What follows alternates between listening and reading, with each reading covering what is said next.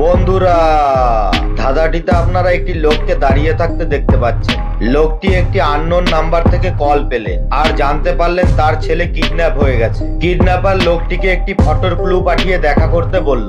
লোকটি তৎক্ষণাৎ বেরিয়ে পড়ল ক্লুর জায়গাটির সন্ধানে। অনেকক্ষণ খোঁজাখুঁজির পর তিনি ক্লুর জায়গাটি খুঁজে পেলেন, কিন্তু জায়গাটিতে তিনি তিনজনকে দাঁড়িয়ে থাকতে দেখতে পেলেন। তিনি বুঝতে পারছিলেন না এই তিনজনের মধ্যে কে কিডন্যাপার। এবার এখানে আপনি কি আপনার ডিজিটাল বুদ্ধি খাটিয়ে বলতে পারবেন 1, 2 ও 3 নম্বরের মধ্যে কে কিডন্যাপার? আপনার সময় শুরু হচ্ছে এখন।